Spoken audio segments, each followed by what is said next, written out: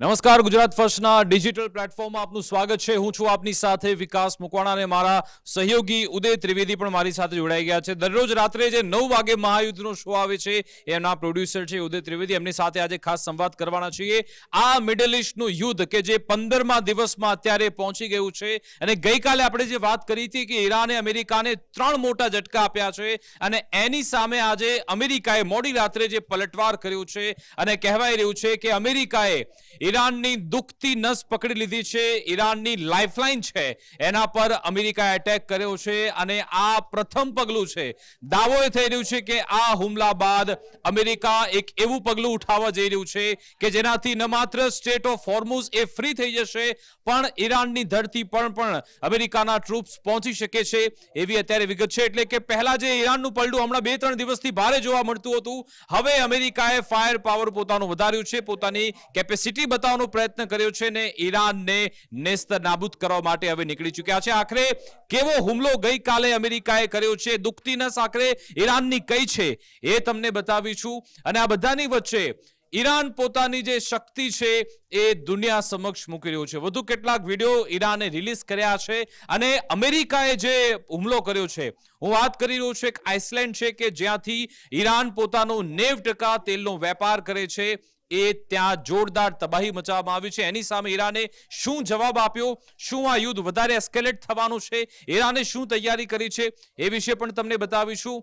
આ બધાની વચ્ચે શું હવે કિમ જોંગ ઉન એ પણ આ યુદ્ધમાં આવી ગયા છે કે કેમ, શું ઉત્તર કોરિયા આ યુદ્ધમાં આવી રહ્યું છે કે કેમ, એ વિશે પણ આપને એક કન્ફર્મ માહિતી બતાવીશું, અને ઓફિશિયલ સ્ટેટમેન્ટ એ બાબતે આવી રહ્યા છે એ પણ આપને જણાવીશું કે શું કિમ જોંગ ઉન પણ આમાં રસ લઈ રહ્યા છે કે કેમ. બીજી સૌથી મહત્વની બાબત એ કે સ્ટેટ ઓફ હોર્મુઝને ફ્રી કરવા માટે ડોનાલ્ડ ટ્રમ્પ ઘણા બધા નૌસૈનિકો છે એમને ઈરાન મોકલવાની તૈયારી કરી રહ્યા છે. પ્લાન શું છે એ વિશે પણ વાત કરવાના છે. અને ઝેલેન્સ્કી જેમની પાસે અત્યારે અનુભવ છે રશિયા સામે લડવાનો, ને એમણે મિડલ ઈસ્ટના દેશોને એક ઓફર કરી છે કે હું પણ તમને મદદ કરી શકું છું.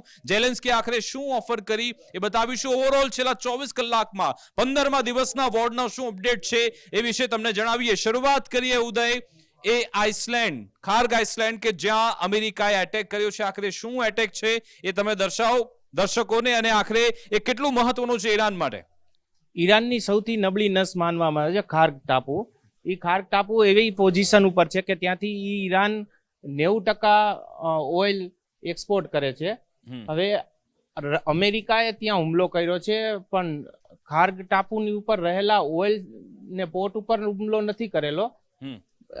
ત્યાં જે મિલિટરી હાજર IRGC ની જે મિલિટરી બેઝ છે, હેડક્વાર્ટર્સ છે, તેના ઉપર હુમલો કર્યો છે. ત્યાં જે મિલિટરી એરબેઝ છે તેના ઉપર હુમલો કર્યો છે, જેથી કરીને આ ખાર્ગ ટાપુની અંદર જે ઈરાનની મિલિટરીની જે તૈનાતી છે તેમાં ફરક પડે, અને જેથી કરીને ભવિષ્યમાં જો ત્યાં કબજો કરવો પડે કે તો અહીંયા અમેરિકાને સરળ થાય, એટલા માટે ખાર્ગને પસંદ કરવામાં આવ્યું છે. બિલકુલ. સાથે રિપોર્ટ એ પણ આવેલા છે કે હવે પછી અહીં દુબઈ પાસે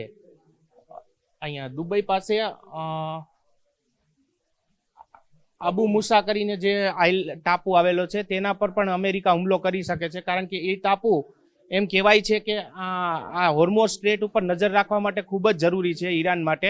એટલે હવે પછી આને ટાર્ગેટ કરી શકે અબુ મુસા ટાપુને, એવા પણ રિપોર્ટ સામે આવ્યા છે. બિલકુલ. ટૂંકમાં એટલે જે આ સ્ટ્રેટ ઓફ હોર્મુઝ ઈરાને લોક કર્યું છે, એ સ્ટ્રેટેજીના ભાગરૂપે અમેરિકાએ પહેલા તો અહીંયા જે આઇસલેન્ડ છે ખાર્ગ, ત્યાં એટેક કર્યો. અને વિગત એવી મળી છે, ડોનાલ્ડ ટ્રમ્પે કહ્યું છે કે અમે અત્યારે ઓઇલ ઇન્ફ્રાસ્ટ્રક્ચર પર એટેક નથી કર્યો, પણ મિલિટરી જેટલા પણ ઇક્વિપમેન્ટ છે એને હટાવી દીધા છે. જો અહીંયા અમેરિકા એના પર કબજો કરી લે તો પછી રસ્તો નીકળશે સ્ટ્રેટ ઓફ હોર્મુઝને પણ ક્લિયર કરવા માટે. જે રીતે ઉદય કહી રહ્યા છે કે વધુ એક ટાપુ પર પણ એટેક થવાનો છે, તો સ્ટ્રેટ ઓફ હોર્મુઝને ક્લિયર કરવા માટેનું આ અમેરિકાનું પગલું હોઈ શકે છે. હવે કેવી રીતે એટેક કરવામાં આવે તમને એ પણ બતાવી દે. ગઈકાલે મોડી રાત્રે યુએસ સેન્ટ્રલ કમાન્ડે આ વિડીયો શેર કર્યો. B-2 stealth bomber take off to conduct a mission during operation epic furry.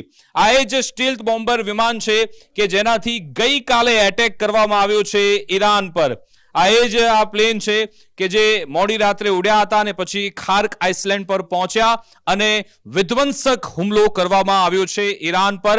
અને કહેવામાં આવે છે કે ઈરાન ઈરાનનું જે આખો એનું જેટલા પણ એના ઓઇલના ઇન્ફ્રાસ્ટ્રક્ચર છે એની જેટલી પણ પાઇપલાઇન છે સીધી ખાર્ક આઇસલેન્ડ સાથે કનેક્ટ થાય છે અને જો એ ઠપ થઈ જાય તો ઈરાનની આખી ઇકોનોમી ઠપ થઈ શકે છે. એની કેપેસિટીની વાત કરીએ ખાર્ક આઇસલેન્ડની તો દિવસનું 70 મિલિયન બેરલ એ ત્યાંનું ઓઇલ એનું પ્રોડક્શન કરી શકે છે. જો કે એના પર જે દબાણ છે એના કારણે ફક્ત 1 મિલિયન જેટલા બેરલ એ અત્યારે ઉત્પાદન કરે છે.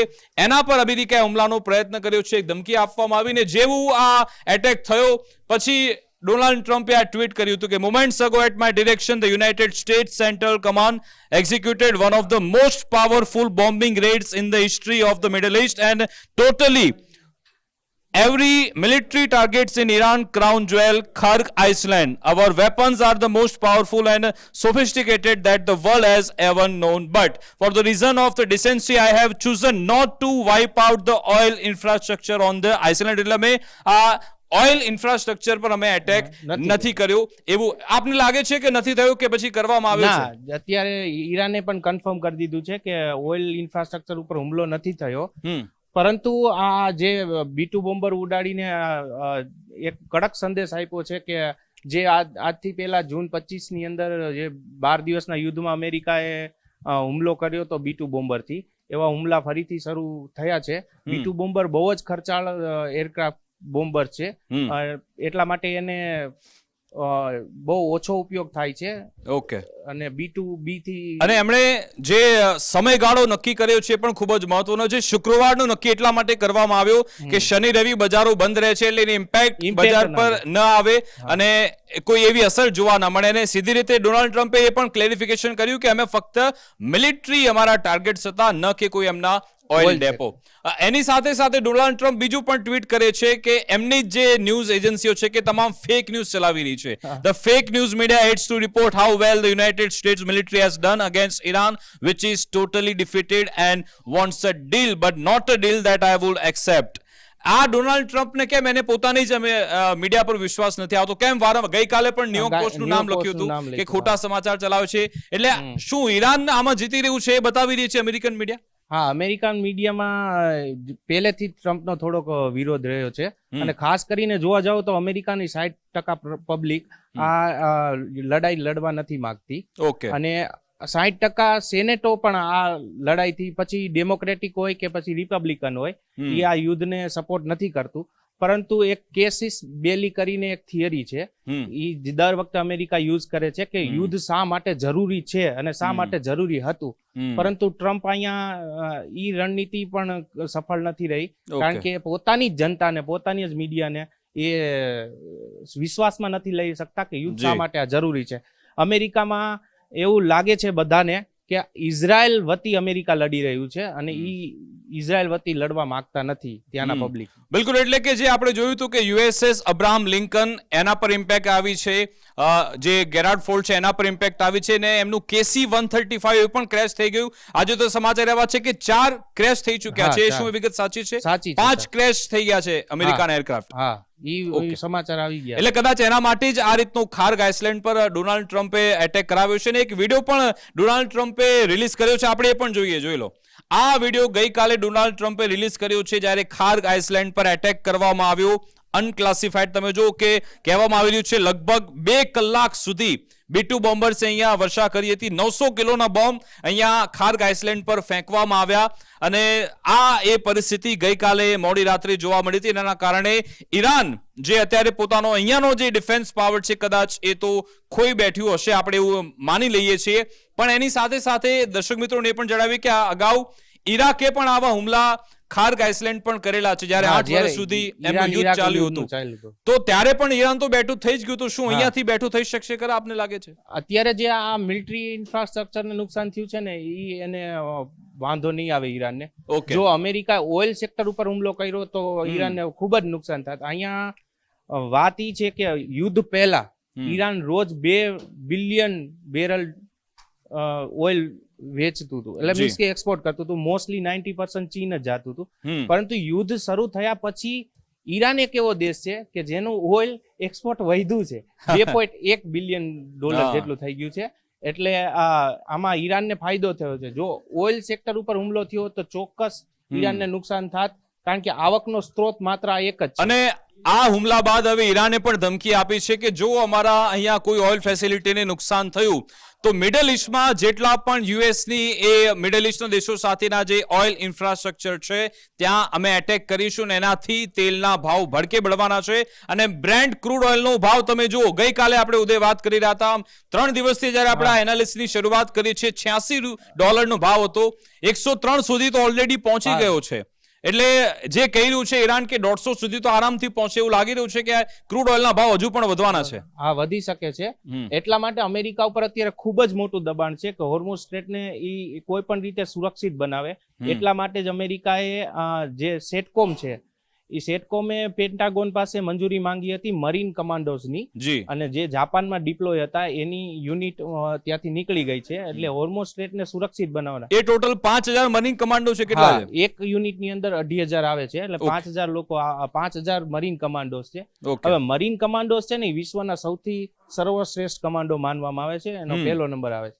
એટલે ઈ લોકો જો હોર્મુઝ સ્ટ્રીટ ને સુરક્ષિત બનાવશે ઓઇલ ટેન્કર ને ગેસ ટેન્કર માટે, પરિવહન માટે, તો જ તે આ ક્રૂડ ઓઇલ ના ભાવ છે ઈ કાબુમાં આવશે. બિલકુલ. આપ દર્શક મિત્રોને બતાવી દે કે આ 21 માઇલનું જે સ્ટેટ ઓફ હોર્મુઝ છે એ ઈરાન અત્યારે કંટ્રોલ કરીને બેઠું છે. અમેરિકાએ રણનીતિ એ બનાવી છે કે પહેલા તો ખાર્ગ આઇસલેન્ડ એને આખું કવર કરી લેવું, પછી જે રીતે ઉદય બતાવ્યું કે અહીંયા વધુ એક ટાપુ છે અબુ મુસા, આ બંનેને જ્યારે કાબુ કરી લેવામાં આવે ત્યારે પછી, અને આ બાજુથી અહીંયા તો અમેરિકાનું એરક્રાફ્ટ કેરિયર છે અબ્રાહમ લિંકન, અને મરીન કમાન્ડો ઉતારવાની પણ વાત થઈ રહી છે. એની મદદથી આ કદાચ 2-3 દિવસમાં કોઈ મોટું ઓપરેશન કદાચ થાય તો નવાય નહીં. એટલે સ્ટેટ ઓફ હોર્મુઝ ને લઈ ઈરાન હવે આગળ શું રણનીતિ અપનાવે છે એ આપણે એના પર નજર રાખીશું. આપણે સાથે સાથે યુએસ કમાન્ડ જે વાત કરી રહ્યા છે, આ એક ફોટો તમે જોઈ લો, યુએસ આર્મીએ ગઈકાલે રાત્રે શેર કર્યો છે. એ ખૂબ જ મહત્વનો ફોટો છે, અને એમાં તમે જો કહેવામાં આવી રહ્યું છે યુએસ આર્મી તરફથી, our soldiers can deploy at any time anywhere in the world even below sea level. એટલે દરિયાની નીચે પણ અમારા મરીન કમાન્ડો છે એ ત્યાં ઓપરેશન પાર પાડી શકે છે એવી અમારી ક્ષમતા છે. અને આ મેસેજ ઈરાન માટે જ યુએસ આર્મી ગઈકાલે આપ્યો છે. You are looking at an army change command ceremony completely underwater એમના કમાન્ડો ઉભા રહી શકે છે, ત્યાં કોઈ પણ ઓપરેશન એમણે પાર પાડવા હોય એ કરી શકે છે. એ રીતનો મેસેજ એમણે આપ્યો છે. હવે આપણે આવી જઈએ કે શું આમાં કિમ જોંગ ઉન, જેની ખૂબ ચર્ચા થઈ રહી છે કે કિમ જોંગ ઉન આ યુદ્ધમાં આવવા માંગે છે, અથવા તો ખૂબ એમનો ઇન્ટરેસ્ટ છે કે એ તો મિસાઇલોથી રમતા જ હોય છે, એમની પણ એન્ટ્રી થઈ ગઈ છે. કે એમ સવાલ એટલા માટે થાય કારણ કે જાપાનનું પહેલા તો પ્રધાનમંત્રીની જે ટ્વીટ એક આવ્યું જાપાનના પીએમ્સ ઓફિસ ઓફ જાપાન, એમણે આ ટ્વીટ કર્યું, north Korea has launch suspected ballistic missile, more updates two follow. આ સવારે 10 વાગે આ મેસેજ આવ્યો છે, અને જ્યારે નોર્થ કોરિયા નામ જ્યારે લોકો જોયું તો લોકોના કાન ઊંચા થઈ ગયા છે કે આખરે શું કિમ જોંગ ઉન, આ આખરે શું છે આમાં?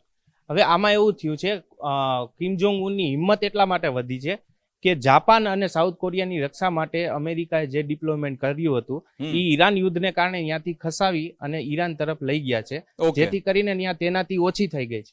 અને બીજું એ કે જ્યારે પણ અમેરિકાની વાત આવે અને અમેરિકા વિરુદ્ધના યુદ્ધની વાત આવે ત્યારે કિમ જોંગ ઉન આ રીતે બેલેસ્ટિક મિસાઇલના પરીક્ષણ કરતા જ રહે છે, અને ખાસ કરીને સાઉથ કોરિયાને દબાણમાં લાવવા માટે, એટલા માટે એ આવી રીતે કરતા હોય છે.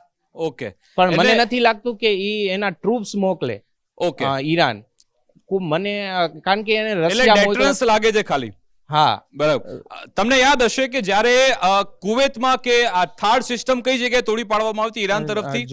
જોર્ડનમાં તોડી પાડવામાં આવી હતી. એ લગભગ હજારો કરોડોની એ ડિફેન્સ સિસ્ટમ છે જેને ઈરાને તોડી પાડી, અને હવે દાવો એ થયો કે સાઉથ કોરિયાથી આ સિસ્ટમ અમેરિકા જે એણે પોતાની લગાવેલી હતી હવે ઈરાન તરફ લાવી રહ્યું છે. જેવી એ સિસ્ટમ ત્યાંથી હટે છે, નોર્થ કોરિયા એક બેલિસ્ટિક મિસાઇલ સમુદ્રમાં છોડે છે. ખૂબ જ આ મોટું એક પ્રકારના આ અપડેટ છે. અને પછી જાપાનના મિનિસ્ટ્રી ઓફ ડિફેન્સે પણ પછી એ કહ્યું કે it's estimated that the object had already fallen. એટલે ઓબ્જેક્ટ અત્યારે છે નહીં, પણ એક ચમકારો ચોક્કસથી ઉત્તર કોરિયા તરફથી આપવામાં આવ્યો છે. હવે આપણે વાત કરીએ જાપાન વિશે, તો વાત કરી ઝેલેન્સ્કી, વ્લાદિમીર ઝેલેન્સ્કી એ અત્યારે મેદાનમાં આવ્યા છે, ને એમણે મિડલ ઇસ્ટના દેશોને એમણે અપીલ કરી છે કે તમે અમારી મદદ લો, અમારી પાસે ખાસો એવો અનુભવ છે.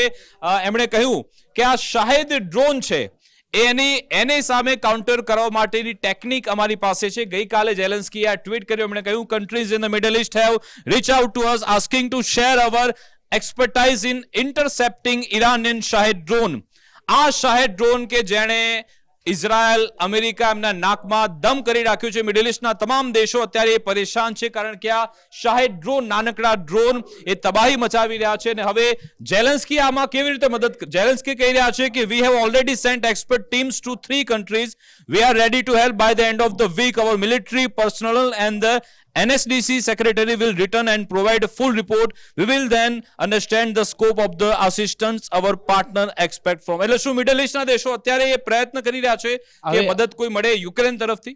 રશિયાનું અને યુક્રેનનું યુદ્ધ જે 2024માં ચાલુ 2022માં ચાલુ થયું ત્યારથી શાહેદ ડ્રોન નો એને ઈરાન સાથે સમજૂતી રશિયાએ કરી હતી અને હવે પ્રોડક્શન શાહેદ ડ્રોનનું ત્યાં જ થાય છે.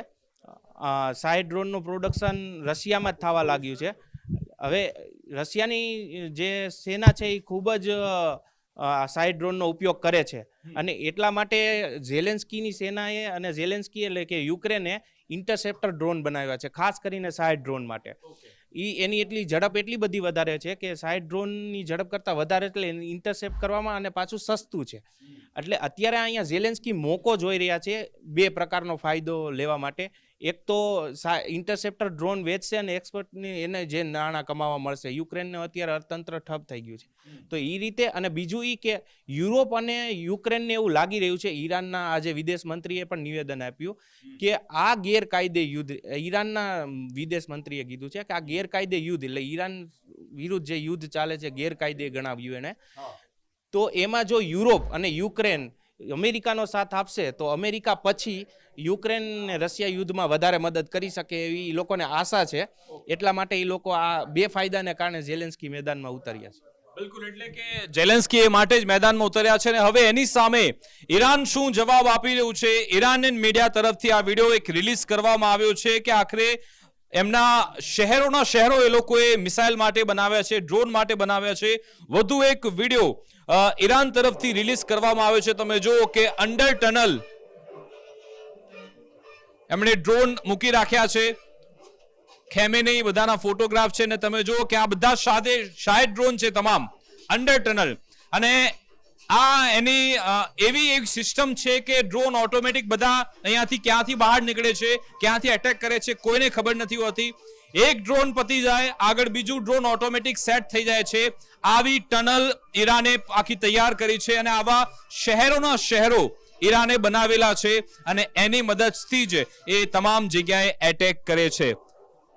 ખાસ કરીને ઈરાન છે ને છેલ્લા 20 વર્ષથી અમેરિકા સાથે યુદ્ધ કરવાની તૈયારી કરી રહ્યું. એને ખબર છે કે અમારા 2 દુશ્મન કોઈ પણ સમય આવવાના જ છે, ઇઝરાયલ અને અમેરિકા. એટલા માટે એણે તૈયારી કરી છે. આવા છે ને 6 મિસાઇલ સિટી બનાવ્યા છે અલગ અલગ ઈરાનના અલગ અલગ જગ્યાએ. આ ટનલ અમુક 200 ફૂટથી પણ અંદર છે. એટલે ત્યાં બંકર બસ્ટર બોમ્બ જો અમેરિકા છોડે ને તો આને ટાર્ગેટ ન કરી શકાય. આ ટનલને ટાર્ગેટ કરવી હોય તમારે તો ગ્રાઉન્ડ ઓપરેશન કરવું પડે, સબોટાજ હુમલા કરવા પડે, જે અમેરિકાને પોસાય એમ નથી.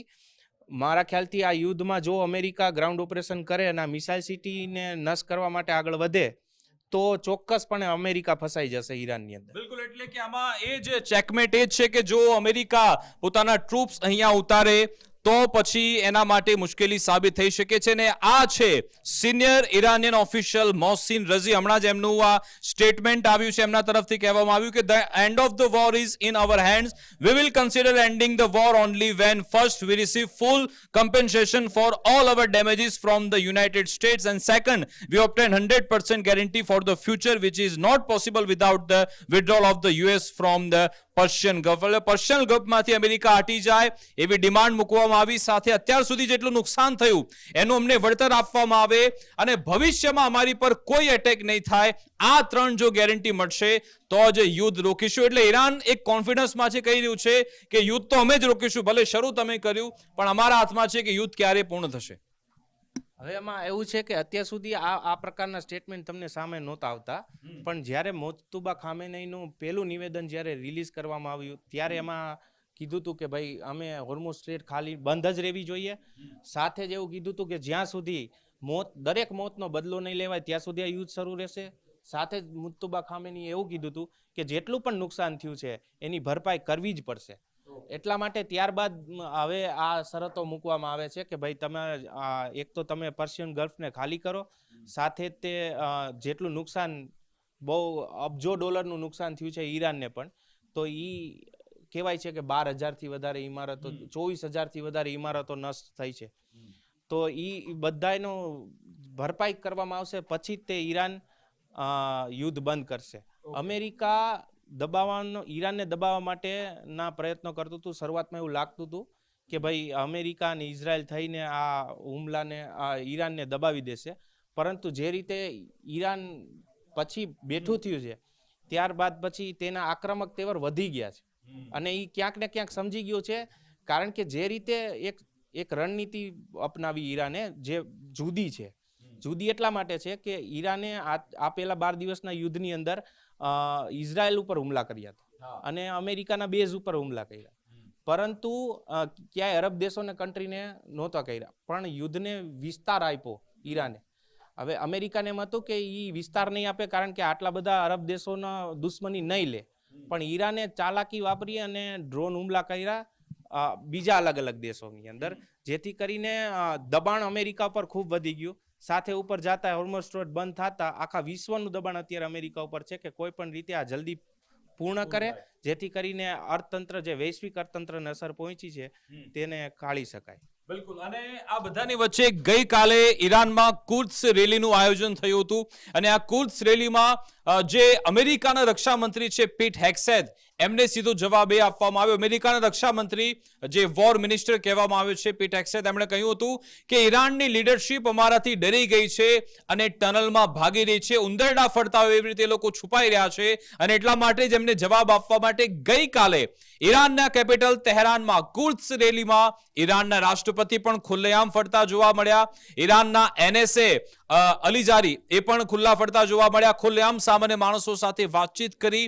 એમના જે વિદેશ મંત્રી છે, 3 મોટા નેતાઓ સીધી રીતે તેહરાનમાં રસ્તા પર આવ્યા, લોકો સાથે વાર્તાલાપ કર્યો અને રેલી પૂર્ણ કરીને જતા રહ્યા અને સીધો રીતે મેસેજ આપ્યો કે જો અમારામાં એક ક્ષમતા છે અને તમારા નેતાઓ એ આઇસલેન્ડમાં છુપાઈને બેઠા છે, એવો પડકાર પણ આપવામાં આવ્યો છે. કુલ મળીને આ જે વોર લાઇક સિચ્યુએશન છે ઓર ટ્રિગર થઈ રહી છે, એમાં એસ્કેલેશન થવાના પૂરેપૂરા અત્યારે એંધાણ છે. અને જ્યારે હવે એ ખાર્ગ આઇસલેન્ડ પર જ્યારે અમેરિકાએ એટેક કર્યો છે, ઈરાને ધમકી આપી દીધી છે કે હવે અમે મિડલ ઈસ્ટમાં અમેરિકાના જેટલા પણ એ ઓઇલ ઇન્ફ્રાસ્ટ્રક્ચર આવી રહ્યા છે ત્યાં અમે એટેક કરવા જઈ રહ્યા છે. હવે આજની રાત ખૂબ જ ભારે રહી શકે છે કારણ કે ગઈકાલે અમેરિકાએ વારો લીધો તો આજે હવે ઈરાન શું એટેક કરે છે એના પર નજર રહેશે. શું આમાં આ યુદ્ધ ગમે ત્યારે જઈને કે અટકી જશે અચાનક, જે રીતે આપણે અગાઉના જોયા છે યુદ્ધ, અને હવે આ ઈરાન વાળું યુદ્ધ એવું થઈ ગયું છે કે તમામ યુદ્ધનું બાપ બની ગયું છે કારણ કે સીધી રીતે એની અસર દુનિયાભરમાં જોવા મળી રહી છે. અલગ અલગ દેશો અત્યારે ચિંતાતુર છે. શું અમેરિકાના એની પડખે બીજા યુરોપના દેશ આવશે કે કેમ? શું ઇઝરાયલ કોઈ નવી રણનીતિ સાથે આગળ વધશે? ને ઇઝરાયલની વાત આવી છે ઉદય, તો એક વાત એ પણ કહી દે આપણે કે નેતન્યાહુનું મોત થઈ ગયું છે એવી અફવા જોરદાર ઈરાન તરફથી એક વોરફેર કરવામાં આવી રહ્યું છે કે હવે નેતન્યાહુ રહ્યા નથી. એમનો એક વિડીયો રિલીઝ કરવામાં આવ્યો છે કે એમાં એ તો AI વિડીયો છે, 6 આંગળી દેખાઈ રહી છે. એ પણ ખૂબ જ મહત્વની બાબત. હા, એટલે યુદ્ધની અંદર આપણે ઓપરેશન સિંદૂર વખતે પણ જોયું હતું, ઇન્ફોર્મેશન વોરફેર ચાલુ હોય અને આ લોકો રિપોર્ટ મુત્તુબાને લઈને બહાર પાડે છે કે ભાઈ એ કોમામાં છે, અપંગ થઈ ગયા છે, અતિ ગંભીર છે, અને આ બાજુ આ ઈરાનના લોકો નેતન્યાહુની વાત કરે છે. પરંતુ અત્યારે એમાં કોઈ સચોટ સમાચાર ન કહી શકાય કારણ કે આ તો આવું ચાલતું રહેતું હોય યુદ્ધમાં, એટલા માટે. પણ એ બાબતે ઇઝરાયલ તરફથી હજુ સુધી કોઈ સીધી રીતે નિવેદન આપવામાં નથી આવ્યું. ઈરાનના લોકો કહી રહ્યા છે કે નેતન્યાહુના પુત્ર દરરોજ જે 30 થી 40 પોસ્ટ કરતા હતા એ છેલ્લા 5 દિવસથી સોશિયલ મીડિયાથી ગાયબ કેમ થઈ ગયા છે, એ સવાલ પણ લોકો ઉઠાવી રહ્યા છે. પણ કુલ મળીને લેબનોનથી હુમલા થઈ રહ્યા છે હિઝબુલ્લાની મદદથી ઇઝરાયલ પર. ઇઝરાયલ પણ લેબનોન પર એટેક કરે છે, ઈરાન પણ કરે છે. ઈરાન મિડલ ઓઇલ લિસ્ટમાં તમામ જગ્યાએ એટેક કરી રહ્યું છે, સ્ટ્રેટ ઓફ હોર્મુઝ લોક થયેલું છે, શું એ ફ્રી થશે કે કેમ, આ યુદ્ધ આગળ વધશે તો એની કેવી અસર જોવા મળશે, તમામ અપડેટ્સ અમે ટ્રેક કરતા રહીશું. તમામ જે આવા અપડેટ છે સરળ ભાષામાં આપના સુધી અમે પહોંચાડતા રહીશું. અમને રજા આપશો. નમસ્કાર.